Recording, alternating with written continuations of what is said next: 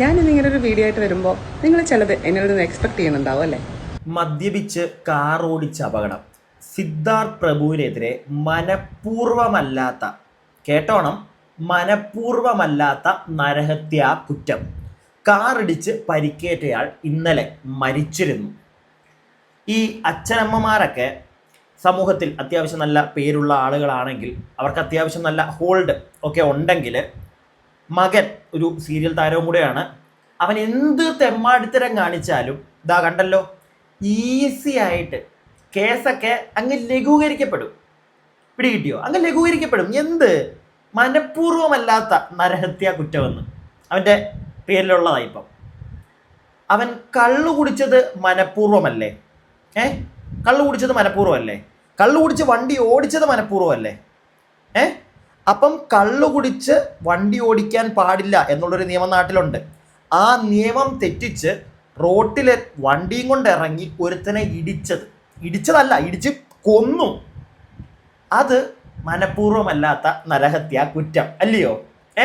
അല്ല, അങ്ങനെയാണെങ്കിൽ ഇപ്പം എനിക്ക് ആരോടെങ്കിലും ഒക്കെ ഒരു വൈരാഗ്യം ഉണ്ടെങ്കിൽ ഞാൻ ഒരു 2-3 അങ്ങ് അടിച്ചിട്ട് കാറും കൊണ്ട് പുറത്തേക്ക് ഇറങ്ങി നേരെ അവനെ റോട്ടിൽ കിട്ടിക്കഴിഞ്ഞ് ഇടിച്ചങ്ങ് കൊന്നാൽ മതിയല്ലോ. എൻ്റെ പേരിലും മനഃപൂർവ്വമല്ലാത്ത നരഹത്യാ കുറ്റമായിരിക്കും എടുക്കുന്നത്. അല്ല, എനിക്ക് അറിയാൻ പാടില്ലാണ്ട് ചോദിക്കുക. ഇവിടുത്തെ നിയമമൊക്കെ ഉണ്ടല്ലോ, കുറച്ചും കൂടെ ഇതുപോലുള്ള ഓരോരുത്തന്മാരുടെ കാര്യത്തിൽ ഇച്ചിരിയെങ്കിലും ഒന്ന് സ്ട്രോങ് ആവണം. പാവപ്പെട്ടവനൊക്കെ എന്തെങ്കിലും ചെയ്ത് കഴിഞ്ഞാൽ അപ്പം തന്നെ പിടിച്ചകത്തിട്ട് മറ്റേ തൂക്കിക്കൊള്ളാനുള്ള പരിപാടിയായിരിക്കും.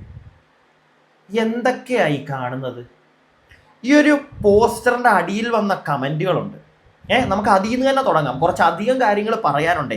ചില ആളുകളൊക്കെ ഇവനെ സപ്പോർട്ട് ചെയ്തതിൻ്റെ പേരിൽ ഇപ്പം ഏറില്ല, പക്ഷെ അവർക്കൊരു കൂസലൊന്നുമില്ല. പിന്നെ അവരെ ഒരു പരിധി കൂടുതൽ അങ്ങനെ ഏറലാക്കേണ്ട കാര്യം ഉണ്ടെന്നും എനിക്ക് തോന്നുന്നില്ല. എന്താണെങ്കിലും എല്ലാം നമുക്ക് വിശദമായിട്ട് തന്നെ സംസാരിക്കാം. എല്ലാവർക്കും പുതിയൊരു വീഡിയോയിലേക്ക് അങ്ങോട്ട് സ്വാഗതം. ചാനൽ ആദ്യമായിട്ട് കാണുന്ന ആരെങ്കിലും ഒക്കെ ഉണ്ടെങ്കിൽ ഒന്ന് ചാനൽ സബ്സ്ക്രൈബ് ചെയ്യണേ. കൂടാതെ വീഡിയോയ്ക്ക് ഒരു ലൈക്ക് തരിക. നമ്മുടെ കമൻറ്റ് ബോക്സിൻ്റെ ഇവിടെ മറ്റേ ഹൈപ്പ് വീഡിയോ എന്ന് പറയുന്ന ഒരു സാധനമുണ്ട്, അതിലും ഒന്ന് ക്ലിക്ക് ചെയ്യുക. നേരത്തെ പറഞ്ഞ പോലെ ഈ പോസ്റ്റർ ഉണ്ടല്ലോ, ഞാൻ നേരത്തെ ഇവിടെ കാണിച്ച ആ ഒരു പോസ്റ്റർ, അതിൻ്റെ അടിയിൽ വന്ന കുറച്ച് കമൻറ്റുകളുണ്ട്. അവിടുന്ന് തന്നെ നമുക്ക് തുടങ്ങാം. മദ്യപിച്ച് വാഹനമോടിച്ച് അപകടമുണ്ടാക്കുന്നവർക്കെതിരെ കൂടുതൽ ഗുരുതരമായ വകുപ്പുകൾ ചേർക്കുന്നതിന് നിയമം വരണം. കാരണം മദ്യപിച്ച് വാഹനം ഓടിക്കരുത്, അത് തെറ്റാണ്.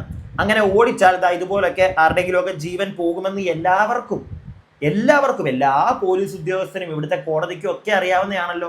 അപ്പോൾ അങ്ങനെ ഒരു തെറ്റ്, കൊലപാതകം എന്ന് തന്നെ പറയണം, അങ്ങനെ ഒരു പരിപാടി ചെയ്ത് ഒരുത്തനെയാണ് ഇവിടെ മനഃപൂർവമല്ലാത്ത എന്നും പറഞ്ഞ് എഴുതിത്തള്ളി വിടാൻ പോകുന്നത്. എന്തായിരിക്കും ഇവനിപ്പോൾ കിട്ടാൻ പോകുന്നത്? ഇവനെ അറസ്റ്റ് ചെയ്തതൊന്നും ഇപ്പോൾ കേൾക്കുന്നില്ല.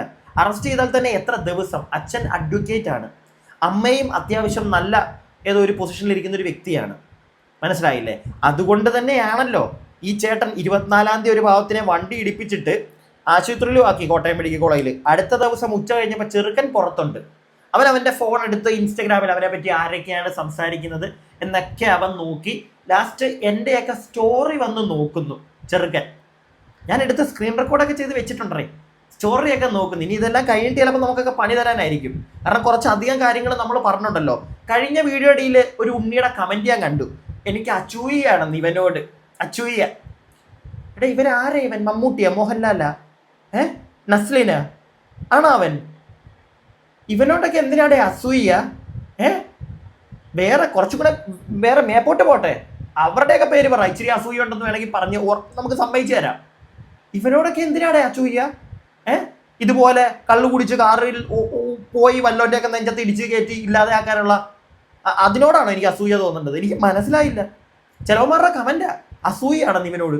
ചില ചേച്ചിമാരും ഒക്കെ, എൻ്റെ പൊന്നു ചേച്ചിമാരെ, നിങ്ങൾക്കൊന്നും ഇപ്പോഴും മനസ്സിലായിട്ടില്ലേ അവൻ കാണിച്ച ആ തെറ്റിൻ്റെ ഒരു വ്യാപ്തി.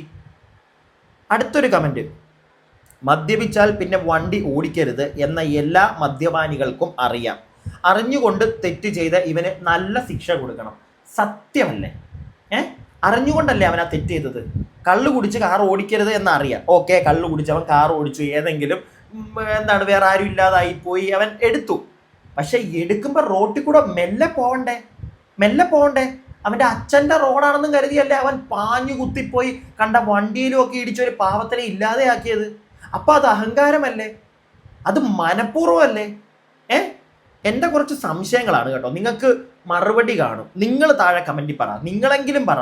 ഇവിടുത്തെ വലിയ വലിയ ഉദ്യോഗസ്ഥന്മാരോടൊന്നും നമുക്ക് ചോദിക്കാൻ പറ്റത്തില്ല. ചോദിച്ചു കഴിഞ്ഞാൽ നമ്മൾ കുറ്റക്കാരനായി മാറും, ഇല്ലേ? എനിക്ക് അങ്ങനെയാ തോന്നുന്നത്. നമ്മളെ പിടിച്ച് തൂക്കൂടെ? പക്ഷെ എന്നാലും നമുക്ക് നമ്മുടെ അഭിപ്രായങ്ങൾ പറയാലോ. അതിനുള്ളത് ഈ നാട്ടിൽ നടക്കുമല്ലോ. അടുത്ത കമൻറ്റ്, സീരിയൽ താരങ്ങൾക്ക് ഇപ്പോൾ എന്തെങ്കിലും പറയാനുണ്ടോ? ചിലർ അവരെ ന്യായീകരിക്കാൻ വന്നിരുന്നു എന്ന് പറയുന്നുണ്ട്. അത് ആരാണെന്നൊക്കെ നമുക്ക് വഴിയേ പറയാം. അടുത്ത കമൻറ്റ്, ഇതെങ്ങനെ മനഃപൂർവ്വം അല്ലാതാകും? മദ്യപിച്ച് വണ്ടി ഓടിക്കരുത് എന്ന് പറയുന്നത് മദ്യപാനിക്ക് അപകടം ഉണ്ടാകരുത് എന്ന ഉദ്ദേശത്തോടെ ആണോ? മറ്റുള്ളവരുടെ ജീവന് ഒരു വിലയുമില്ലേ? കറക്റ്റ് അല്ലേ ചോദിക്കുന്നത്? ഇതുപോലെ കുറേ ഉണ്ട്. എല്ലായിടത്തും അവൻ്റെയൊക്കെ കുടുംബ സ്വത്താണ് റോഡ് എന്ന് പോലെ വണ്ടി ഓടിക്കുന്നത്. എന്തായാലും അവനെ അന്ന് പെരുമാറിയ നാട്ടുകാർക്ക് ഇപ്പോൾ അഭിമാനിക്കാം. ഇവനെ സപ്പോർട്ട് ചെയ്ത ഇതുപോലെ ആരെങ്കിലും നഷ്ടപ്പെടുമ്പോൾ അറിയാം. എന്താണ് ദ ഫയർ ഓഫ് ഡിസയർ എന്ന് പറഞ്ഞ ഒരു ലേഡിയുടെ ഫോട്ടോയൊക്കെയാണ്. ലേഡി നല്ല ചൂടിലാണ്, നല്ല തീ അങ്ങോട്ട് പടർത്തിക്കൊണ്ടിരിക്കുന്നതാണ്. വെച്ച് മാത്രമേ വിളിക്കുന്നുള്ളൂ. ഞാനൊരു കാര്യം പറയാം, ഇവർ പറഞ്ഞതിനോട് ഞാൻ യോജിക്കുന്നു. പക്ഷേ വേറൊരു കാര്യമുണ്ട്, അവനെ അന്ന് കൈകാര്യം ചെയ്ത ആളുകൾ, അവനെ കൈകാര്യം ചെയ്തു, അവനെ കയ്യും കാലും കെട്ടിയിട്ടു, അവൻ്റെ വായിൽ നിന്ന് വന്നതും അവനവിടെ കിടന്ന് കുന്തളിപ്പ് കാണിച്ചുകൊണ്ടായിരിക്കും അതൊക്കെ ചെയ്തത്. പക്ഷേ അവിടെ ഒരു ചേട്ടൻ കാണിച്ചൊരു പരിപാടിയുണ്ട്, അവൻ്റെ കഴുത്തേ കൂടെ കൈയിട്ടത് ഇങ്ങനെ പിടിക്കുന്നൊരു പരിപാടി. ആ പരിപാടിയോട് അന്നും ഞാൻ വിയോജിപ്പ് പ്രകടിപ്പിച്ചിട്ടുണ്ടായിരുന്നു. ഇന്നും എനിക്ക് വിയോജിപ്പാണ് അന്ന് ആ ചേട്ടൻ ചെയ്തതിനോട്. കാരണം വേറൊന്നുമല്ല, ഇവൻ്റെ ഈ കഴുത്തേ കൂടെ ഇങ്ങനെയിട്ട് പിടിക്കുമ്പോണ്ടല്ലോ, ഇവൻ അടിക്ക് ഫിറ്റാ. ഇവൻ പെട്ടെന്ന് ഇവന് വല്ല പാനിക് അറ്റാക്കോ എന്തെങ്കിലും വന്ന് പോയി കഴിഞ്ഞാൽ ആ ചേട്ടൻ പെടും. മനസ്സിലായോ? ഇപ്പം നമുക്ക് ഈ ചേച്ചി പറയുന്നതൊക്കെ കൈയടിക്കാം. അന്ന് ആ ചെയ്തവർക്ക് അഭിമാനിക്കാന്നൊക്കെ പറഞ്ഞ് അന്നത് ചെയ്തപ്പോൾ അവന് വല്ലതും പറ്റിയായിരുന്നെങ്കിലോ? ആ പാവം മനുഷ്യനകത്ത് പോകത്തില്ലേ? അപ്പം ഇതുപോലുള്ള ചേട്ടന്മാരോടാണ് ഈ നാട്ടുകാർ അങ്ങോട്ട് ഉദ്ധരിച്ചിറങ്ങിയിട്ട് അങ്ങോട്ട് തരിച്ചിറങ്ങത്തില്ല ഓരോന്ന് ചെയ്യാൻ. അവരോടാണ് നിങ്ങൾ ചെയ്തത് ശരിയാണ്. പക്ഷേ ആ ചെയ്തതിൻ്റെ കൂട്ടത്തിൽ ഒരു തെറ്റും കൂടി ചെയ്തു. കഴുത്തേ കൂടെ തലയ്ക്ക് മേളിലോട്ട് തൊടരുത്. മനസ്സിലായോ? അകത്ത് പോയി കിടക്കേണ്ട വരും. ഇവനെ കിടക്കുമെന്നൊക്കെ കണ്ടറിയാം. എന്തായാലും അടുത്ത കമൻറ്റ്, സോ ആരെയും തട്ടാൻ പ്ലാൻ ഉണ്ടെങ്കിൽ 2 ജവാൻ അടിക്കുക, വണ്ടി എടുക്കുക, തട്ടുക, സിമ്പിൾ. സത്യമല്ലേ? ഞാനതല്ലേ തുടക്കത്തിലേ പറഞ്ഞത്? അല്ല, നമുക്ക് ആരോടെങ്കിലും എന്തെങ്കിലും ഒരു വൈരാഗ്യം ഇല്ലെങ്കിൽ ചുമ്മാ ഒരു മൂഡ് 2 അടിക്കാൻ തോന്നി, ചുമ്മാ ഇരുന്നപ്പോൾ വൈരാഗ്യമൊക്കെ ഉണ്ടെങ്കിൽ ചിലപ്പോൾ അതിൻ്റെ പേരും പറഞ്ഞ് നമ്മളെ പൂട്ടും. ഓക്കെ, ഒന്നും വേണ്ട. ഏതെങ്കിലും ഒരുത്തിന് ചുമ്മാ 2 അടിച്ചു കഴിഞ്ഞപ്പോൾ തോന്നുക ഒരുത്തിന് അങ്ങ് തട്ടിയാലോ? എങ്ങനെയുണ്ടൊന്ന് വൈറലായേക്കാം. പറയാൻ പറ്റത്തില്ല, ഇനി അങ്ങനെ ഓരോന്നിറങ്ങും, ഒന്ന് വൈറലായേക്കാം എന്ന് പറഞ്ഞ് 2 അടിച്ചിട്ട് പോയി ഏതെങ്കിലും ഒരുത്തിനെ ഇടിച്ചു കഴിഞ്ഞാൽ മനഃപൂർവ്വമല്ലാത്ത നരഹത്യ എന്ന് പറഞ്ഞ് കേസെടുക്കും. അധികം കാലമൊന്നും അകത്ത് കിടക്കേണ്ട വരത്തില്ല. നല്ല വക്കീലാണെങ്കിൽ ചിലപ്പം അകത്തേ കിടക്കേണ്ട വരത്തില്ലായിരിക്കും. എനിക്കറിയാൻ പാടില്ല, ചിലപ്പോൾ അങ്ങനെയൊക്കെ ആയിരിക്കും ഇവൻ്റെയൊക്കെ കേസിൽ. അല്ലെങ്കിൽ തന്നെ കുറച്ച് കിടന്നിട്ട് മനഃപൂർവ്വമല്ലല്ലോ, ഇറക്കി ഇങ്ങ് വിടാമല്ലോ. ഇതൊക്കെ സത്യം പറഞ്ഞാൽ നമ്മുടെ നിയമത്തിൻ്റെ പോരായ്മയാണ്. മനസ്സിലായില്ലേ?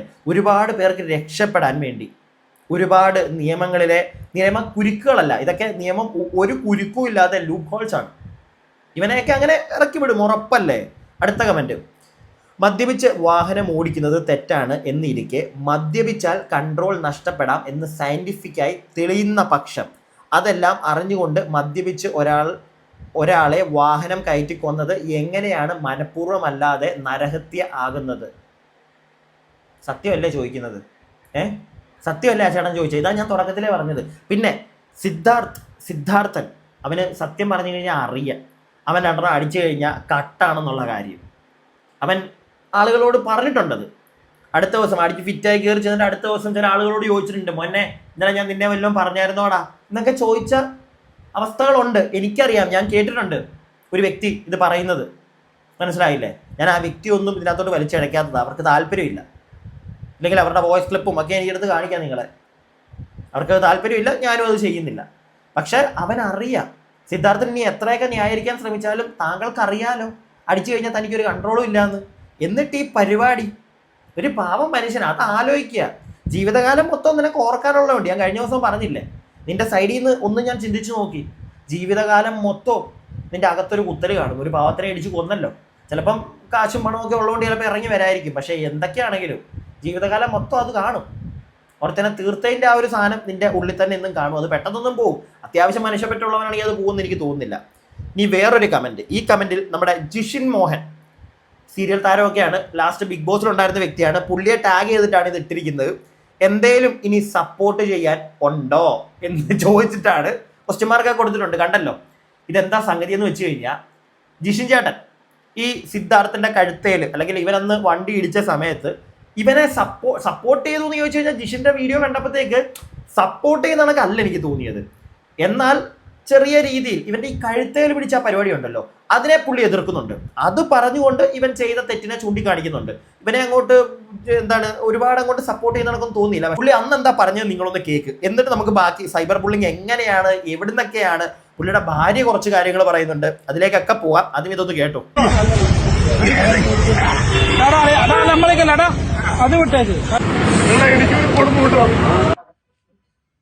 നമ്മുടെ ഒരു സഹപ്രവർത്തകൻ സിദ്ധാർത്ഥ് മദ്യപിച്ചിട്ട് വണ്ടി ഓടിച്ചിട്ട് ഒരാളെ ആ വണ്ടി തട്ടി. അതിന്റെ വീഡിയോ ആയിരുന്നു നിങ്ങൾ ഇത്രയും നേരം കണ്ടോണ്ടിരുന്നത്. പക്ഷെ ഇതല്ല, ഇതിനെ ഞാൻ ലഘൂകരിക്കുകയല്ല ചെയ്തത്. ഇതിൽ ഈ നാട്ടുകാർ ചെയ്ത ഒരു പ്രവൃത്തി, അതാണ് ഭയങ്കര ഭീകരമായിട്ട് എനിക്ക് തോന്നുന്നത്. ഇവര് ചെയ്ത ഒരു ക്രിമിനൽ ആക്ടിവിറ്റി എന്ന് വെച്ച് കഴിഞ്ഞാല്, ഒരാൾ വണ്ടി തട്ടി എന്നാ പിന്നെ ഇയാളെ പിടിച്ച് പോലീസിൽ ഏൽപ്പിക്കുക. ഇതല്ല വേണ്ട. അയാൾ മദ്യപിച്ചു, എന്താ ചെയ്യേണ്ടത്? ഇവന്റെ കഴുത്ത് പിടിച്ച് ഞെരിച്ച് റോഡിലൊക്കെ ഇട്ടിട്ട് ചവിട്ടുന്നു. ഇതാണോ കേരളം? ഇതാണോ പ്രബുദ്ധമായിട്ടുള്ള കേരളം? പണ്ട് ഈ പറയുന്ന മധുവിനെ തല്ലിക്കൊന്നു എന്ന് പറഞ്ഞിട്ട് കുറെ പേര് പരിതപിച്ചിട്ടുണ്ടായിരുന്നു. എവിടെ പരിതാപമൊന്നും ഇല്ല ഇപ്പൊ ആർക്കും. എന്തേ?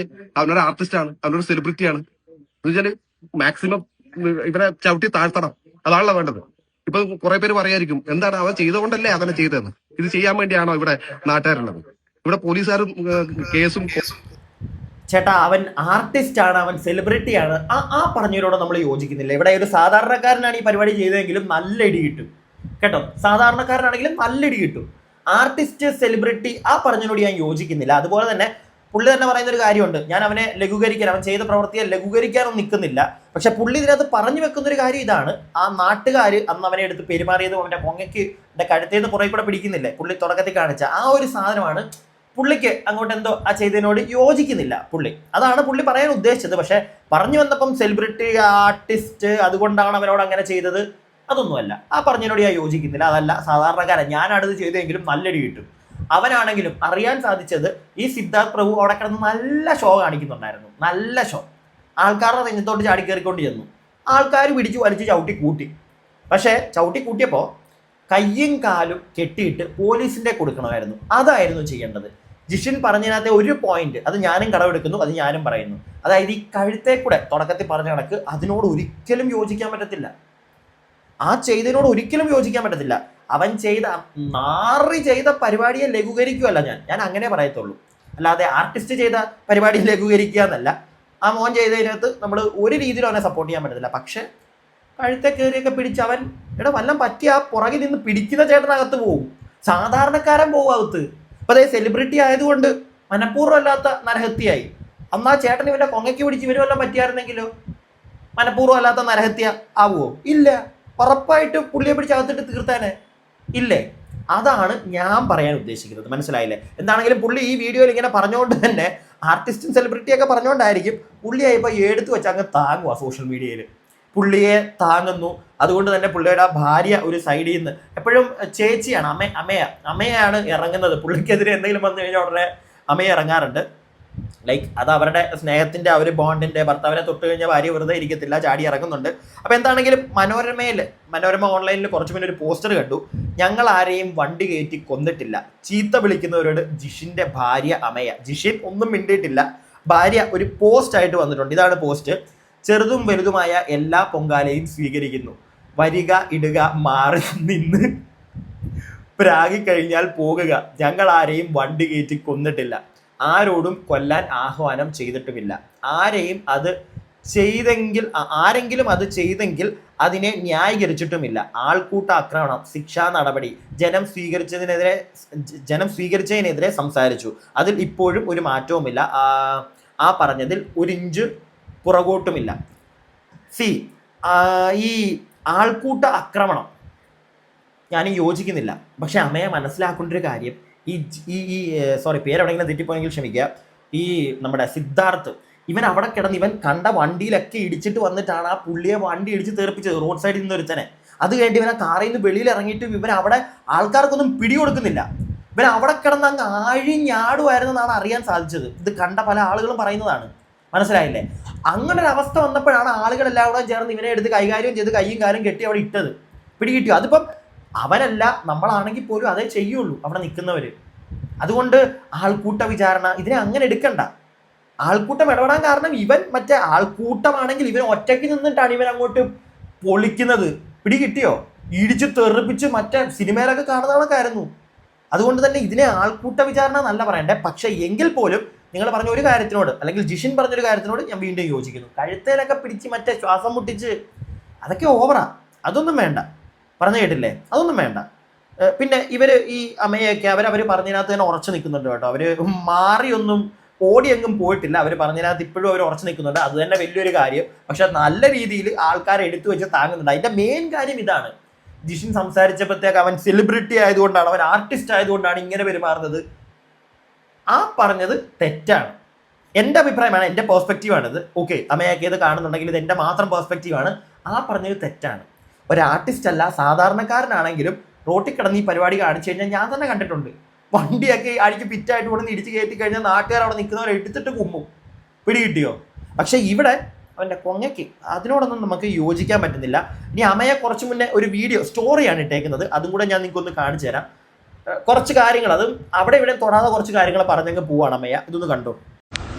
ഹലോ, നമസ്തേ. ഞാൻ Amaya Nair. Good morning to all. ഞാൻ ഇന്നിങ്ങനെ ഒരു വീഡിയോ ആയിട്ട് വരുമ്പോൾ നിങ്ങൾ ചിലത് എന്നിൽ നിന്ന് എക്സ്പെക്ട് ചെയ്യുന്നുണ്ടാവും അല്ലേ? പക്ഷെ ഒരിക്കലും നിങ്ങൾ എക്സ്പെക്ട് ചെയ്യുന്നൊരു കാര്യമല്ല ഞാൻ പറയാൻ ഉദ്ദേശിക്കുന്നത്. നമുക്ക് നമ്മളെക്കുറിച്ച് വ്യക്തമായ ഡെഫിനേഷൻസ് ഉണ്ടെങ്കിൽ മറ്റുള്ളവർ നമ്മളെക്കുറിച്ച് പറയുന്ന ഒപ്പീനിയനുകളെ ഒരു ഡെഫിനേഷനാക്കിയെടുത്ത് നമ്മളൊരിക്കലും സ്വയം വേദനിക്കില്ല. നമ്മുടെയൊക്കെ ലൈഫിൽ നമുക്ക് നമ്മളോടും നമ്മൾ ചെയ്യുന്ന പ്രവർത്തികളോടും നമ്മൾ പറയുന്ന കാര്യങ്ങളോടും ഒക്കെ ഒരു നിലപാടുണ്ടാകണം. അങ്ങനെ സ്വന്തമായി ഒരു നിലപാടുള്ളവൻ ഒരിക്കലും അഭിപ്രായ വ്യത്യാസം കണ്ട് ഭയപ്പെടില്ല. അപ്പോൾ ഗുഡ് മോർണിംഗ്. നല്ല കാര്യം. അവർ ആ പറഞ്ഞതിനോട് അഭിപ്രായ വ്യത്യാസം, വലിയ വലിയ വാക്കുകൾ, നല്ല കാര്യം. ഉറച്ചു തന്നെ നിൽക്കുക, മനസ്സിലായില്ലേ? പക്ഷെ ചില വിഷയങ്ങളിൽ അഭിപ്രായ വ്യത്യാസം, നമ്മളൊരു അഭിപ്രായം പറഞ്ഞിട്ടുണ്ടെങ്കിൽ കുറച്ച് കഴിയുമ്പോൾ നമുക്കത് മാറ്റി പറയേണ്ട അവസ്ഥ വരും. നമ്മൾ പറഞ്ഞത് ഒരു സൈഡ് കണ്ടിട്ടായിരിക്കാം, ഇല്ലെങ്കിൽ 2 സൈഡ് കണ്ടിട്ടുണ്ടായിരിക്കും. പക്ഷെ അതിനകത്ത് ഒരു സൈഡ് കള്ളമായിരുന്നു. അത് നമ്മൾ ചിലപ്പോൾ വൈകിയായിരിക്കും അറിയുന്നത്. അപ്പം നമ്മളത് മാറ്റി പറഞ്ഞേ പറ്റുള്ളൂ. അല്ലെങ്കിൽ അല്ലാതെ നമ്മൾ മറ്റേ ഉറച്ചങ്ങ് പിടിച്ചു നിന്ന് കഴിഞ്ഞാൽ അത് മോശമാണ് ചേച്ചി. ഞാൻ എൻ്റെ ഒരു അഭിപ്രായം പറഞ്ഞതേ ഉള്ളേ, നിങ്ങളുടെ ഇഷ്ടമാണ്. ഇവിടെ വേറെ ഒന്നും എനിക്ക് പറയാനില്ല. നിങ്ങളോടും നിങ്ങളുടെ ഹസ്ബൻഡിനോടും ഒക്കെ കുറേ കാര്യങ്ങൾ ഞാൻ യോജിക്കുന്നു. കൂടെ ഒരു സഹപ്രവർത്തകനെ ഇങ്ങനെ ഒരുത്തം കഴുത്തെ പിടിക്കുന്ന പരിപാടിയൊക്കെ കണ്ടപ്പം പുള്ളി വന്ന് സംസാരിച്ചു. പക്ഷെ അവിടെ പുള്ളി പറഞ്ഞൊരു വാക്ക്, ആർട്ടിസ്റ്റ് ആയതുകൊണ്ടും സെലിബ്രിറ്റി ആയതുകൊണ്ടും, അതിനോടാണ് ഞാൻ ഏറ്റവും കൂടുതൽ വിയോജിക്കുന്നത്. അല്ല, സാധാരണക്കാരനായിരുന്നെങ്കിലും കിട്ടിയനെ. ആർട്ടിസ്റ്റ് ആയതുകൊണ്ടായിരിക്കാം ചിലപ്പോൾ ഇത്രയും കുറച്ചവന് കിട്ടിയതാണ് ഞാൻ വിചാരിക്കുന്നത്. എനിക്ക് അങ്ങനെയാണ് തോന്നുന്നത്. ആരെങ്കിലും ഒക്കെ ഉപ്പും മുളകും എന്നൊക്കെ പറഞ്ഞപ്പോഴത്തേക്ക് ചിലപ്പോൾ കുറച്ച് കിട്ടിയതായിരിക്കാം. സാധാരണക്കാരൻ വല്ലതും ആയിരുന്നെങ്കിലുണ്ടല്ലോ ഇടിച്ച് കൂട്ടിയനെ അമയ നായർ. സത്യമായിട്ട് നിങ്ങൾക്ക് അറിയാത്തത് കൊണ്ടാണ്. നല്ല രീതിയിൽ ഇടിക്കും. പ്രത്യേകിച്ച് ഇങ്ങനെയുള്ള, നിങ്ങൾ ആലോചിച്ച് നോക്കൂ, ഇവൻ ഒരാളെ മാത്രമല്ല വേറെ വണ്ടികളിലൊക്കെ ഇവൻ കൊണ്ട് തട്ടിയെന്നാണ് പറയുന്നത്. പിടികിട്ടിയോ? അപ്പൊ ഈ വണ്ടികൾ ഇവൻ തട്ടിയപ്പോൾ വണ്ടിക്ക് വന്ന നാശനഷ്ടം, ഒരു പാവത്തിന്റെ ജീവൻ പോയി, അയാളുടെ കുടുംബം, ഇതൊക്കെ നമ്മളൊന്ന് ആലോചിക്കണം. ഓക്കെ, അത്രേ എനിക്ക് പറയാനുള്ളൂ. ഞാൻ എൻ്റെ അഭിപ്രായമാണ് പറഞ്ഞത്. പ്രിയപ്പെട്ടവരെ, നിങ്ങൾക്ക് പറയാനുള്ള അഭിപ്രായങ്ങൾ താഴെ കമന്റ് ബോക്സിൽ പറയുക. വീഡിയോ ഇഷ്ടപ്പെട്ട ഒന്ന് ലൈക്ക് ചെയ്യുക. അടുത്ത വീഡിയോയ്ക്കായി stay tuned and stay weird.